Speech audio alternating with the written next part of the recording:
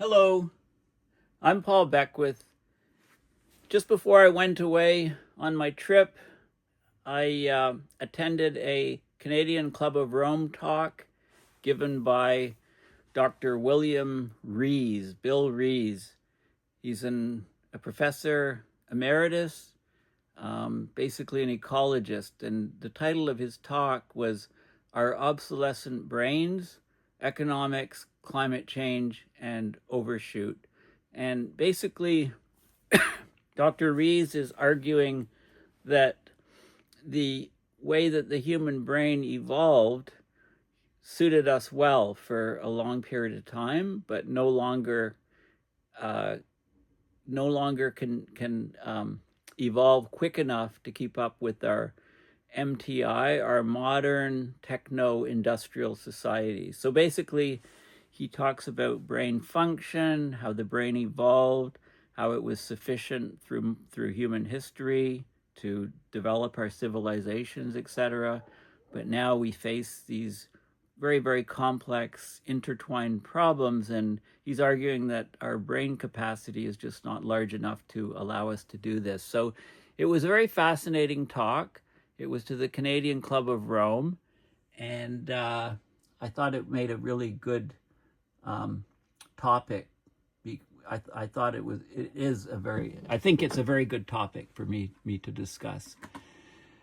So a little bit about the Canadian Club of Rome. You can go to Canadian COR, clubofrome.com, and this is their homepage. And these are some past presentations recently. So this was, it's every Wednesday at about 1:30 p.m. Eastern Standard Time. You can go to the website and sign up and attend these Zoom sessions. So this past week was on financial regulation as a climate solution and sustainable aviation fuel the week before, and then William Rees's talk. His talk followed my own talk. If you haven't seen this talk, I thought it was really good, using AI to fight climate change, propaganda, fake news, and election tampering. I was basically filling in. I was given just a day's notice and prepared. I thought this topic was very interesting. So make sure you watch this video if you haven't. But what I'm going to talk about today is the William Rees talk. There's a YouTube channel for the Canadian Club of Rome. You can just search for Canadian Association for the Club of Rome on the YouTube, and you can find this talk. I'll provide the links in the description of the video. This is the PowerPoint presentation. So first, a little bit about Bill Rees. You may have heard of him. He's a human ecologist, an ecological economist, former director and professor emeritus at the University of British Columbia School of Planning in Vancouver. His research focuses on the ecological requirements for human survival and the behavioral, socio-cultural barriers to addressing our so-called eco-predicament. He's best known as the originator and co-developer of the idea of the ecological footprint analysis, which reveals that the modern techno-industrial society, civilization, we're far into a potentially fatal ecological overshoot. So Dr. Rees has authored hundreds of peer-reviewed and popular articles on these and related dimensions of unsustainability. He's a fellow of the Royal Society of Canada. So you should say Your Highness when you talk to him. I don't know.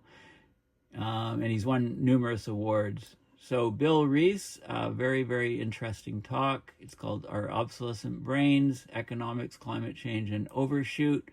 So I'd highly recommend that you go to the YouTube video and watch it, but I'm going to give you a summary based on his slides in my understanding of what he's saying. So Our Obsolescent Brains, Economics, Climate Change, and Overshoot. And he gave this presentation to the Canadian Association of the Club of Rome, February 5th, so recently. So he says basically, so no amount of logical reasoning, legal argumentation, or ethical axiology will solve a problem that is misunderstood. So basically, if we don't understand the causes, the root causes of problems, there's no way we're going to be able to solve them. So what he's saying is we've got a two-pronged problem. Modern Techno-Industrial Society. So he uses MTI as the acronym. We're in gross ecological overshoot. And if you don't attend to overshoot, it's a terminal condition. It ends badly. The world is simultaneously experiencing the erosion of civil society. I think that's pretty clear. In many countries, we're getting an expansion of regional conflicts, and we're getting escalating geopolitical instability. With escalating geopolitical instability, we have a withering capacity to respond effectively to either overshoot or possible civilizational collapse. So we have a reduced capacity. We're less able to deal with the problems that are coming along if our societies are weakened. So we have a very narrow window to try to address these problems, or they get much worse. So how do we view the problem? The problem being whether it be climate change, ecological overshoot, regional wars, geopolitical instability. We approach all of these problems through the lens of human exceptionalism. We think we're something special. Okay, so we've got humans over here, man, woman, people, and nature over here. So what do? We conquer nature, we beat it, we transcend it, we think we transcend it, we exploit it, we subjugate it, we own nature, we dominate and control nature, do all these things, but we also try to protect it, enjoy it, explore it, appreciate it, and study it. Okay, so all of these different things is our relationship between humans and nature. Because of our superior Homo sapiens, superior intelligence, we think we have moral superiority and a mortal soul. We stand uniquely apart from the natural world, right? We think we think that we're separate from the natural world. We think that we're exempt from biophysical laws. We're not. Evolutionary history and our genetic endowment have virtually no bearing on how the future unfolds. Human motivations and behaviors are wholly determined by social and cultural factors. So the lenses with which to view the problem, we need to understand that humans are a part of nature. Nothing in biology makes sense except in the light of evolution, according to this guy, Theodosius Dobzhansky. Homo sapiens, like all known species, we're a product of evolution by natural selection. So it follows from these two things that nothing in human affairs makes sense except in light of evolution. And this is William Rees' thoughts on this. So the premise is that MTI, Modern Techno-Industrial Society, we perceive our eco-social crisis through the lens of human exceptionalism. This is an error. We misunderstand humanity's predicament. We cannot solve the problem because we don't understand it properly.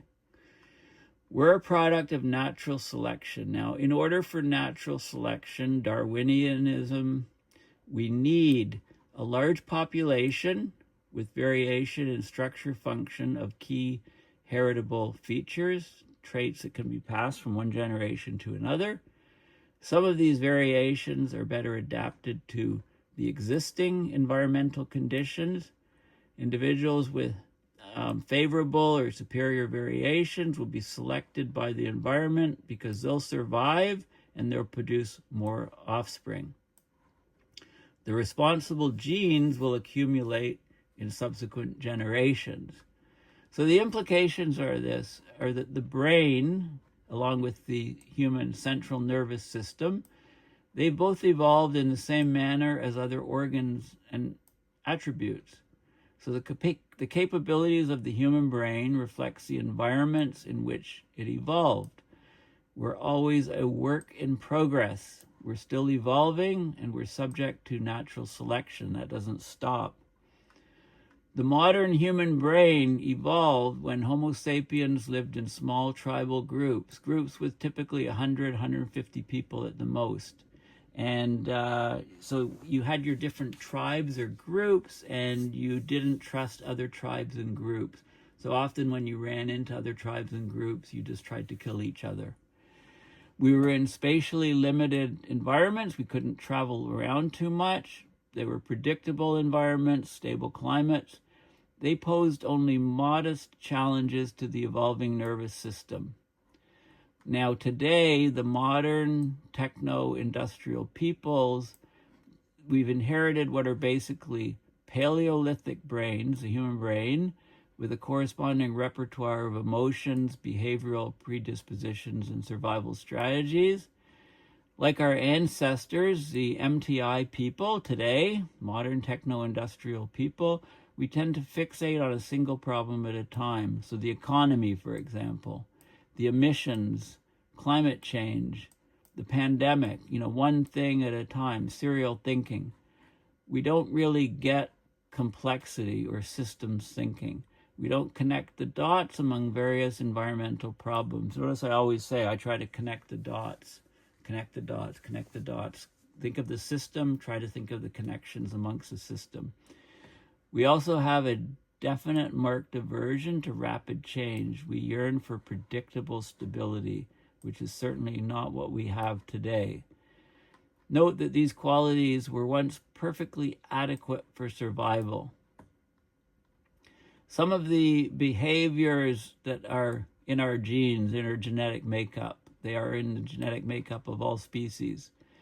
Unless or until constrained by some negative feedback, Homo sapiens, like all known species, nothing special about us, all known species tend to expand into all accessible habitat, consume the available resources, essential resources, to the limit of the prevailing technology at the time, and in the case of humans, accessible and available are continuously being redefined or upgraded as we get technological advances.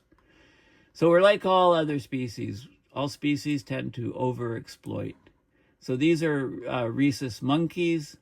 They carry tools like rocks and things, and they hammer the shellfish on the beach. They're pushing human tool-wielding monkeys push local shellfish to the edge of extinction. This is a New Scientist article from a few years back. More advanced technology makes humans competitively superior to ecologically similar species in the acquisition of habitat and all other resources, right? So we tend to dominate the whole planet. So this is how our brain evolved. There's three components, the triune or triad brain model. We had this way back when humans started evolving into humans from simians, apes. We had this reptilian complex, the old brain, if you like. It was honed for physical survival, for reproduction, for social stature, fight or flight response, right? We're hardwired for this. It's hardwired ritual and instinct in the old part of this was the first part of the brain. As we evolved, the brain became more complex, and this part developed. The limbic system, call it the paleo-mammalian or the midbrain. In this region, here's where we have emotions, feelings, responses to food and sex, bonding and attachment, and memory. All of these things developed in order to increase the odds of our survival. And then as we further evolved, the human brain further evolved, we got the higher order thinking processes evolving, the cerebrum, the neocortex, neo being new brain. And this is where we have logic and reason, forward thinking and planning, technical manipulation, language, and speech. So this all came later. All of these parts are still operating in our brain system. There's tension between the different parts in the whole mind, the integrated mind. Humans seem uniquely self-conscious and rational. We live in cerebral consciousness. We have this view of ourselves. When anything from simple comfort to safety or survival, including things like personal prestige, socioeconomic status, political power, i.e. the status quo, when any of these things are threatened, the innate, built-in hardware of the brain on behavior, it operates beneath consciousness. It's in the midbrain and reptilian brainstem, and it overrides rational response and thought. Okay, so when everything's hunky-dory, we're thinking logically. When the shit hits the fan, the other parts of the brain kick in. We go back to our mid-reptilian sort of responses. So passion and instinct often, I don't want to use this word, often dominate over reason. Free will. We don't even know which subbrain is calling the shots.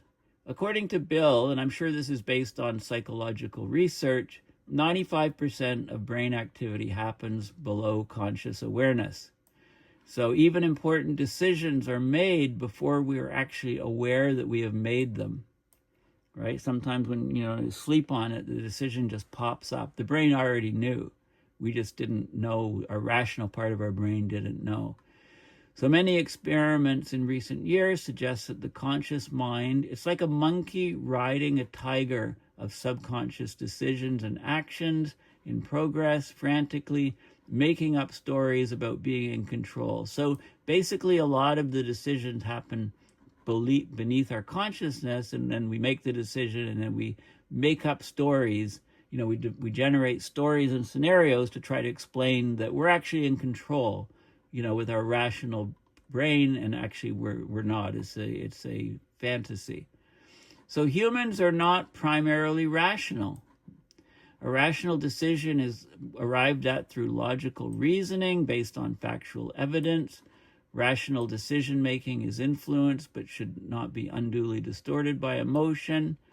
By these criteria, human groups are not remotely rational. We tend to go into tribal mode.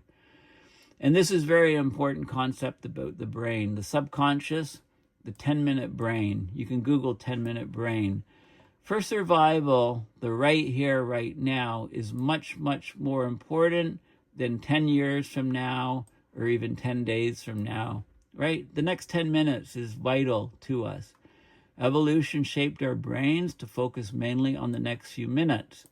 Why plan for the future if you can't survive the next 10 minutes? Surviving for today is the brain's main priority, finding food, shelter, avoiding predators and hostiles. Long-term planning takes a back seat. Those who can survive the next 10 minutes are much more likely to pass their genes on to the next generation. So the fight or flight response, which starts in the reptilian brain, it exists for a reason. Powerful hormone injections into the body enable us to take the quickest decisions, not the right decisions necessarily. Okay, so we basically discount the future. Humans discount the future. We don't think about it naturally. This is why it's so difficult. Climate change is such a difficult problem.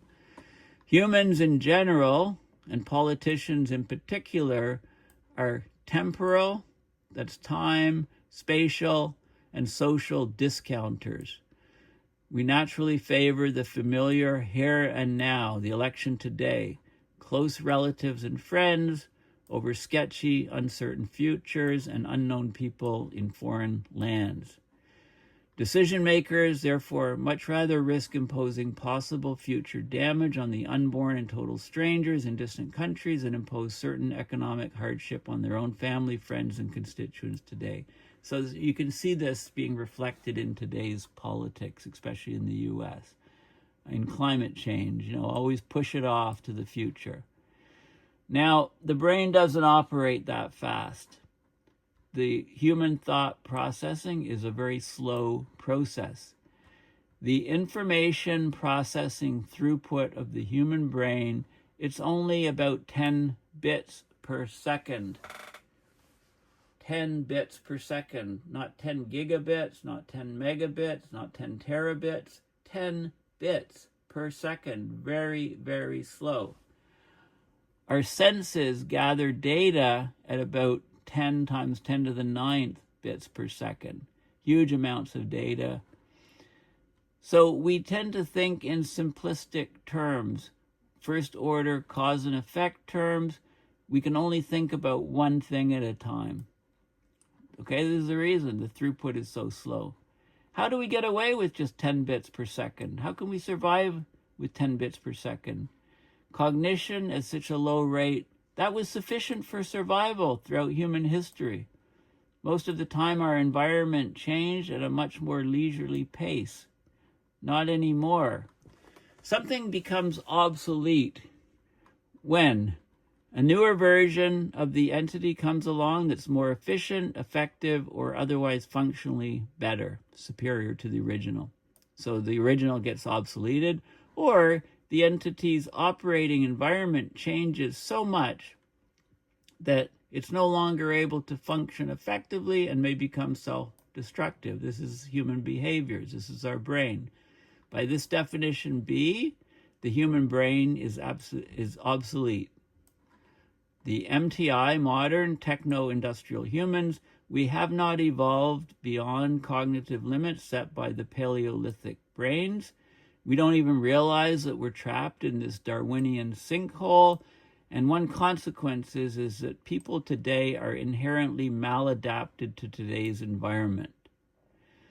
Unlike our Paleolithic ancestors, MTI, humans, we live in a mind-numbingly complex, rapidly changing world system of overlapping subsystems. We've created these ourselves, and they constantly challenge our limited cognitive capacities.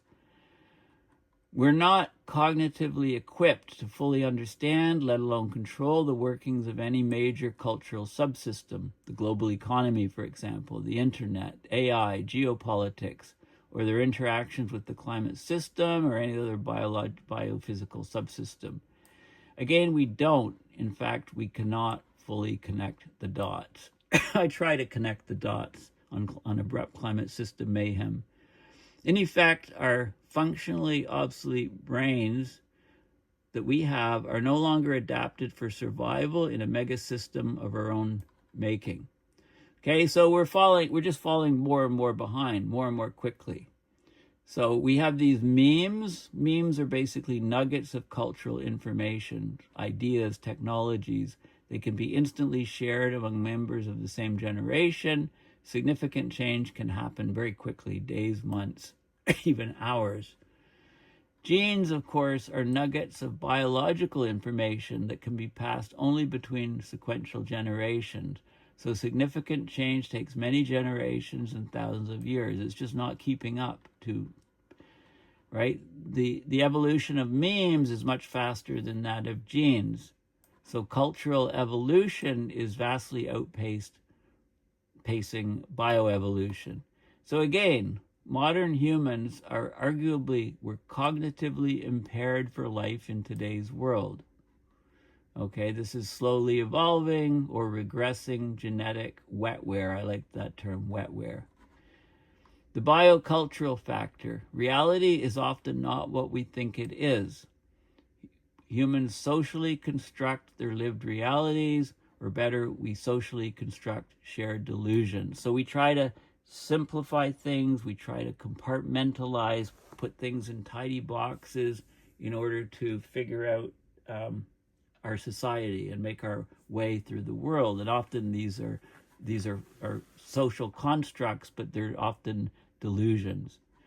So human groups create simplified interpretations of reality, right? Think about some of the slogans in elections, also, that are being used on a daily basis by politicians. I mean, it's perfect. Just look south of look at in the U.S. right now.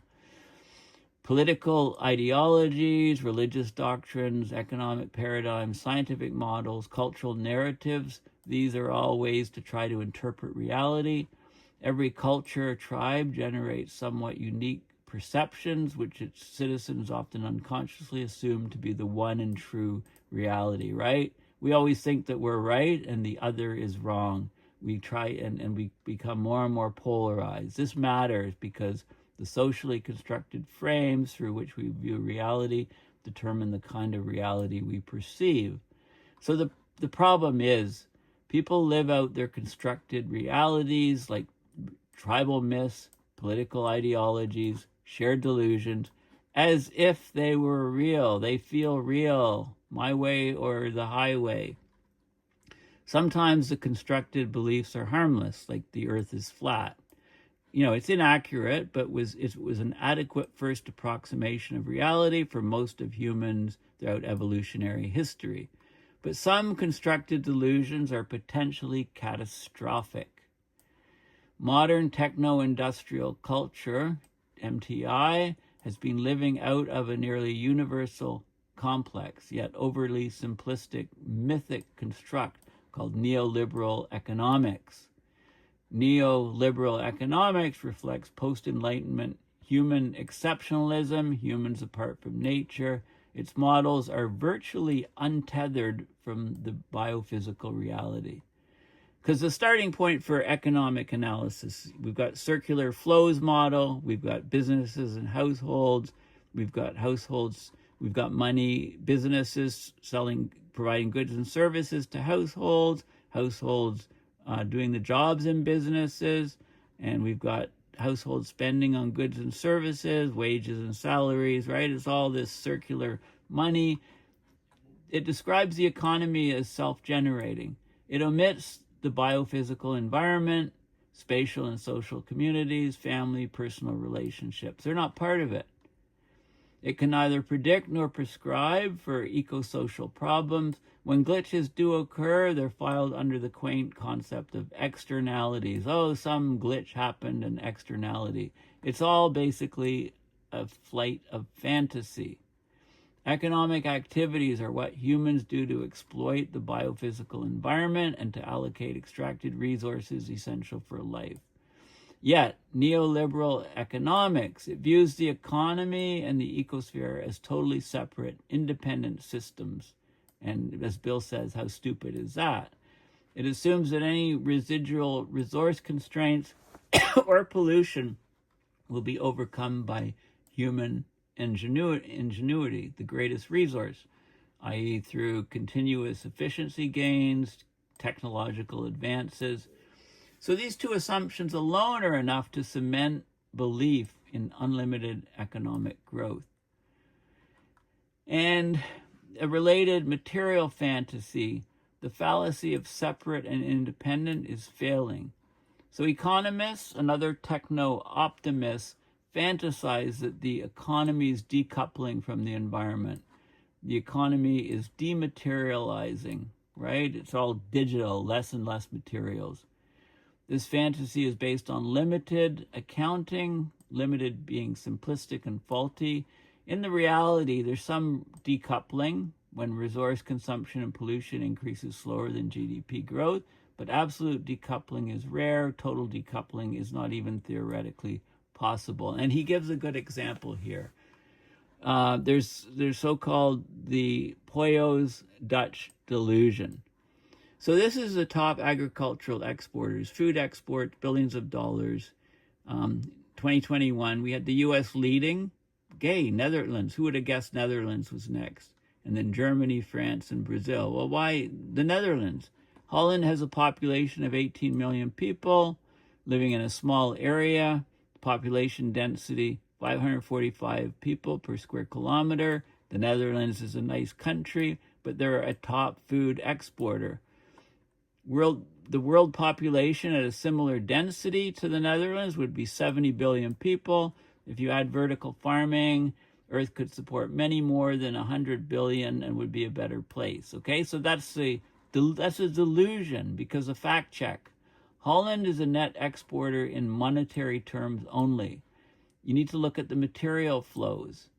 So the fodder to feed the domestic livestock and poultry, and the Netherlands, if you look at these, the fodder, the Netherlands could not support its own population on its domestic land base. The Dutch live on several times as much land imported from elsewhere. They have to import these things in order to produce their agriculture. So they're not, it's a delusion that they can just grow their own food and be a net exporter. So there's no eco-decoupling. Homo sapiens is the dominant consumer species in all major ecosystems. And this is consumption from the biosphere, population of the species. And, here's where we are. We think that we're separate from all other species. You can lead a human to knowledge, but you can't make him think. So, of course, I don't need to go into the challenge of global warming, global heating, temperatures, record highs, unprecedented, rate of rise is double since 2010, as I showed you in Hanson's most recent work. CO2 levels are the highest in 14 million years. Our temperatures are skyrocketing. The 1.5 C warming limits in the rearview mirror, probably 2 Celsius 2. We'll reach this in 10, 15 years, whatever. We're on track for 3 Celsius mean global warming. Actually, according to Hansen, it's more like 4.5, and we're looking at climate chaos coming.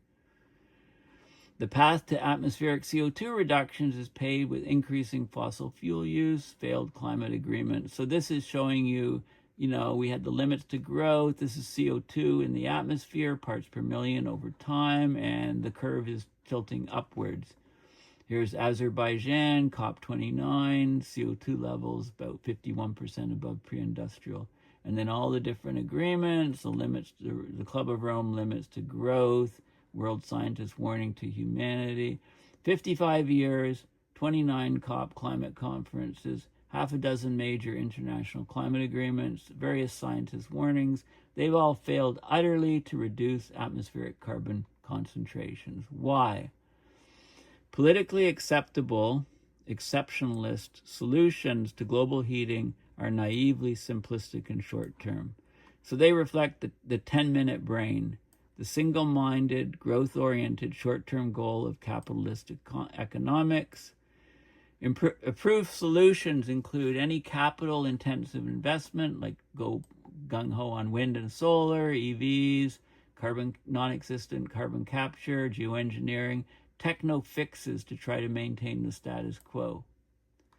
Disaster policies being designed to serve the capitalist, growth-based economy. So the latter becomes a solution to, not the cause of the problem, right? So we're saying that capitalist growth, make that the solution, right? Well, it's the problem, it's the cause of. Climate change is a distraction from acknowledging and responding to humanity's real predicament, ecological overshoot. So business as usual by alternative means. So it's settled. We agree to replace the coal-powered engines with electric motors, right? In effect, society is electrifying the Titanic while ignoring the icebergs. Quantitative replacement of fossil fuels would merely perpetuate overshoot and the continued degradation of the ecosphere. And, unconventional oil is the world's largest new source of energy since natural gas. Its primary consumption is equal to wind plus solar plus nuclear plus hydro combined. So you've got, wind and solar and nuclear and hydro, and, they're just a small blip on the total world energy consumption curve. Despite the renewable energy hype, there's no energy transition. Fossil fuels is still dominant. New energy sources are additive. The modern world uses more conventional biomass like wood, peat, animal dung today than we did in 1800. So basically, we're talking about being between a rock and a hard place. So option one, if we rapidly stop fossil fuels to avoid disastrous climate change without adequate substitutes, we risk inadequate energy supplies, broken supply lines, food and resource shortages, famines, reduced production, declining incomes, rising inequality, widespread unemployment, civil unrest, abandoned cities, mass migrations, i.e. collapsed economies and geopolitical chaos. So we risk the well-being and lives of billions of people if we stop fossil fuels right away. Option 2, if we remain largely dependent on fossil fuels, this is our default position in society, maintain the growth paradigm while supplies last, we risk, of course, all of the negative climate effects, right? Heading to 4.5, not 3, drought, desertification, permafrost, water shortages, all these things that you know about, geopolitical chaos. So we risk the well-being of billions of lives. So we're between a rock and a hard place, basically. I personally think that we need huge carbon capture, methane capture, and CO2 capture, and solar radiation management to cool the planet. I think there's still, a window of opportunity. Societies collapse all the time, right? Here's a good graphic. Easter Island, the faces, Statue of Liberty. What is perhaps most intriguing in the evolution of human societies is the regularity with which the pattern of increasing complexity is interrupted by collapse. Okay, so it happens all the time. And this is a kind of a curve. Benefits of complexity are very large, and then declining and declining and declining and peak, and then you reach a maximum level of complexity that benefits society, and then you go downhill. So think of accelerating climate change, ecosystem destabilization, impossible debt levels, ballooning inequality, resource scarcity, growing energy demand, rising living costs, civil unrest, crisis in democracy. Sound familiar? Risky geoengineering schemes, AI unleashed. So all of these things. So human societies are problem-solving systems. Each solution leads to greater societal complexity. Each such complexification increases the energy and material flows to maintain the system. Eventually, we have a declining marginal return. The benefit for new technologies is reduced. Energy return on investment declines. Corruption increases. Social unrest prevails. Support systems crumble. And we get disequilibrium and collapse. So business as usual, we're on course for collapse. You can look at the limits to growth from the Club of Rome in terms of population projections, industrial output, non-renewable resources, pollution, and you can see that the observed data is tracking those. The boom-bust cycle, plague cycle of any species introduced to a new resource-rich habitat. So it's boom-bust for any species. So this is rise and fall of reindeer populations on islands, okay? They can reach a peak and then collapse. In this case, the primary resource fuel was lichens on the island. The reindeer ate all the lichens and then collapsed. So what goes up will come down. The fossil-fueled human population boom, we went from 1 to 8 billion in just 200 years. All species are capable of exponential growth under favorable conditions. Fossil fuels are to humans as lichens were to the reindeer. We're nearing the peak of a one-of population boom-bust cycle. I mean, it's just unsustainable. February 2025, 8.2 billion. We've got the peak oil version of boom and bust. You've got pre-industrial. You've got great technologies rising, and then you have post-industrial. So here we go. Learn how to shoot your bows and arrows, I guess. Richard Duncan's outrageous proposition on the short life expectancy of fossil-fueled society may have been a few decades premature. Nate Hagen's, as we race towards artificial and superintelligence, we face a species-level Icarus movement, where our technological ambitions risk outstripping our collective wisdom as we fly too close to the sun. So AI could turbocharge the economic superorganism, accelerating its impact on resource extraction, ecosystem degradation, human meaning, fragmenting our shared reality, and concentrating power in dangerous ways. So how do we adapt? Can we find ways to use the devil's tools in service of Gaia's work? Or are we opening a Pandora's box? Okay, it would seem that man today, humans, is in flight from thinking. This was Martin Heidegger, and he meant philosophical, meditative, contemplative thinking. We're bound up in practical, mechanical, manipulative thinking to manage our everyday affairs. So Bill's asking, and this is great, we all ask this from time to time, I ask this myself, why do I bother with all this? Why do I bother doing all this work on these videos? Why does Bill give this presentation and study this? Well, the number of reasons. It's fascinating.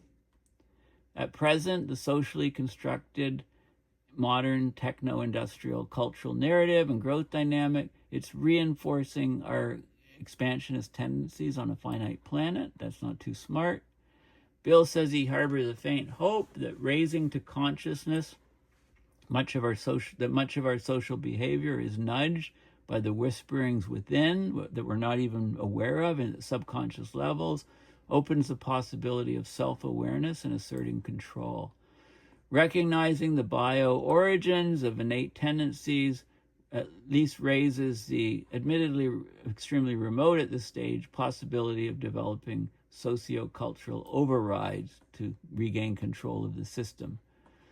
Much of so-called civilization is a set of laws, rules, and social norms that are designed to override such entirely natural behaviors as polygamy, theft, murder, right? We have laws and rules and a civil society for a reason, and when these things start breaking down, you know that you're well on the way to collapse. If enough people were to see the current modern technological industrial narrative debunked, we might get serious about trying viable alternatives. So accepting reality, knowing ourselves, are the first steps towards a personal to civilizational transformation to a new way of being. So there's still hope for that. Anyway, I thought that this presentation was superb. I really like how Bill goes from the inner workings of the brain to our actions to what we're doing with our planet, our world, our economies, our politics, and all these other things. It's very timely. This presentation is very, very timely. So I encourage you to go to the YouTube channel and watch the video with Bill, and also go and make sure you watch my presentation the week before Bill's. So thanks for listening. Please go to my website, paulbeckwith.net, and donate to PayPal to support my research and videos. Thanks again, and bye for now.